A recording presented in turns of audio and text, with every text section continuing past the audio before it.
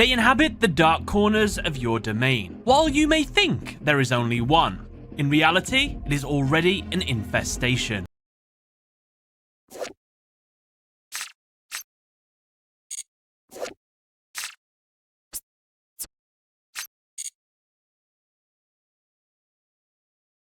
But not all of them have to be cockroaches.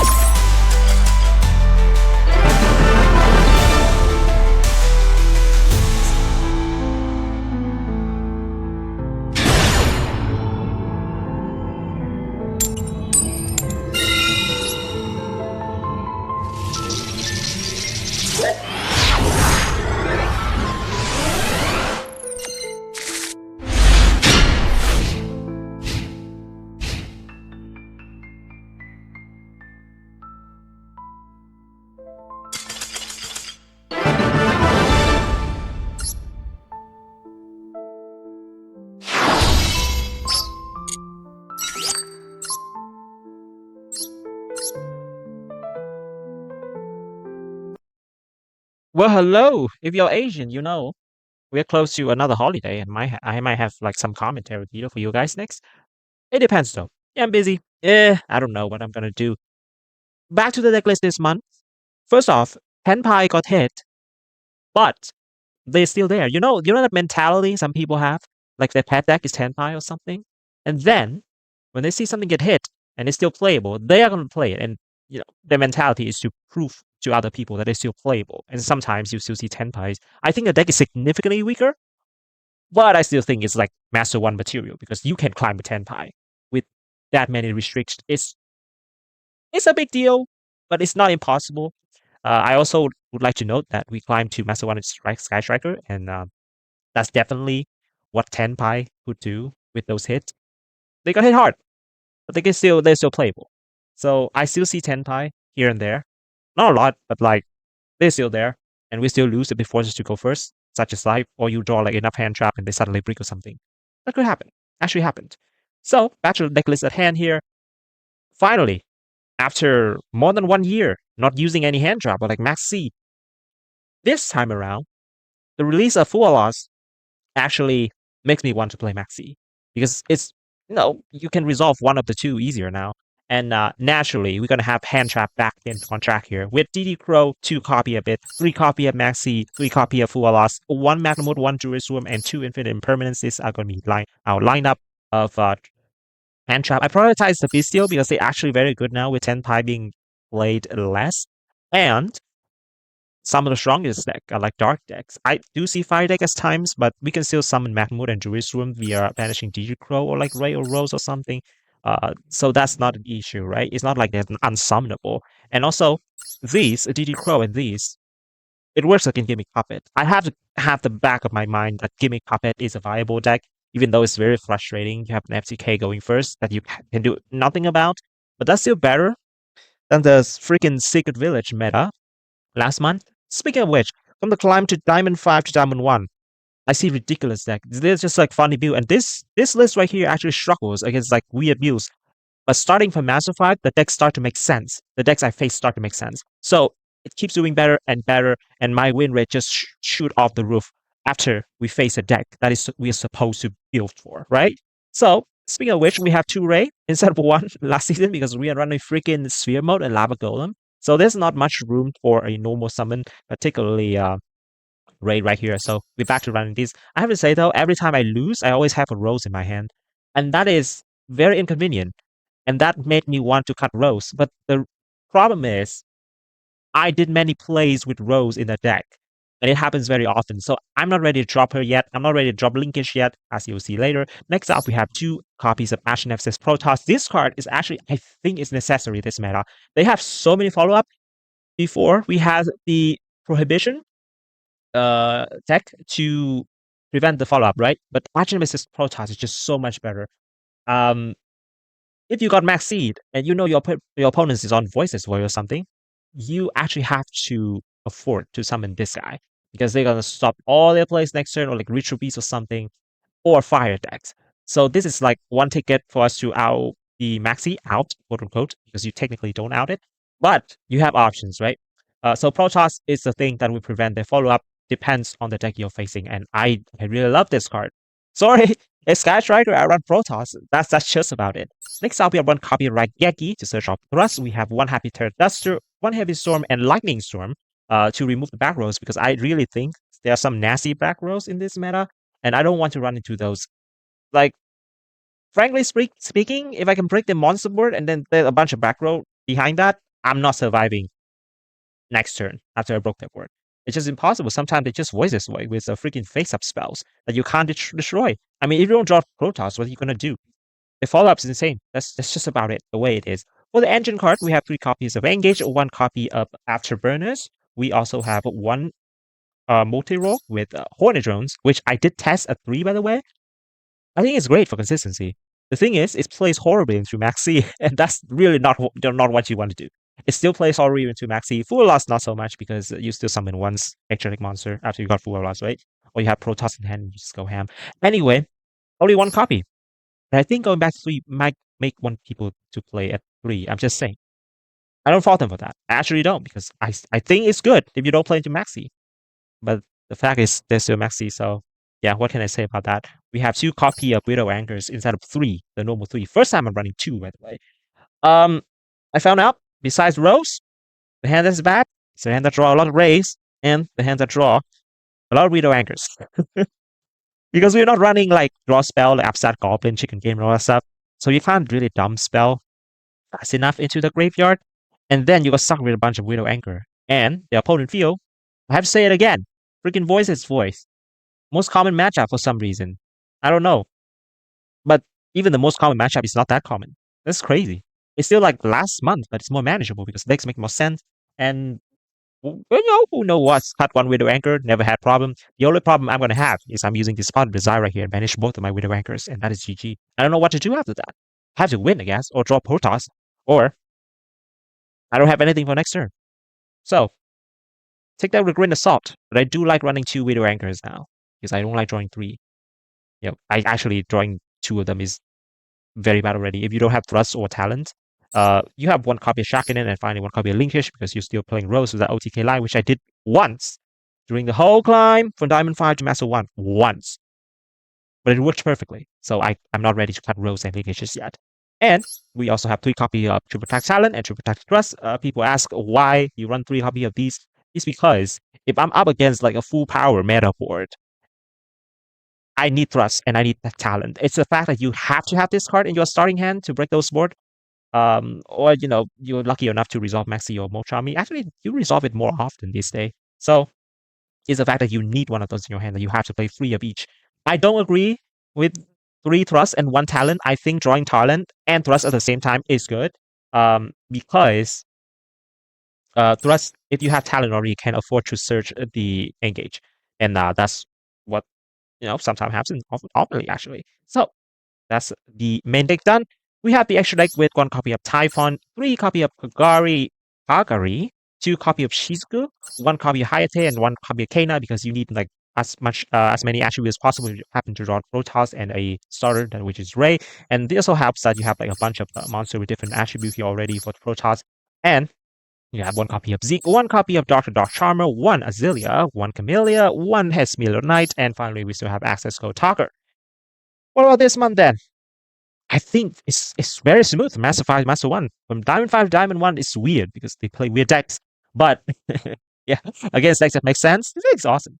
And it's pretty comical to say this because after you put Maxi back in and full loss, you feel like you can resolve them anytime.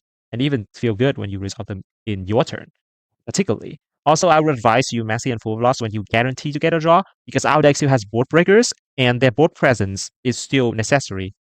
But luckily for us, this is a hand trap meta, so they're gonna have a bunch of hand trap in hand. So that thrust and talent is not that most of the time, but yeah, ideally, use Maxi and full loss when you are guaranteed to get 1 draw, because you need as many cards as possible to break their board. Also, I was about to say something. Yeah, don't afraid to play into Triple Attack Talent, guys, because we do have hand trap, we do have GG Grow, and we do have like Magnum Wood and Jerusalem and stuff. So you definitely gonna play into those. Don't be afraid. It happens. If it happens, new game. It went to your hand. New games. I don't have any issue with that.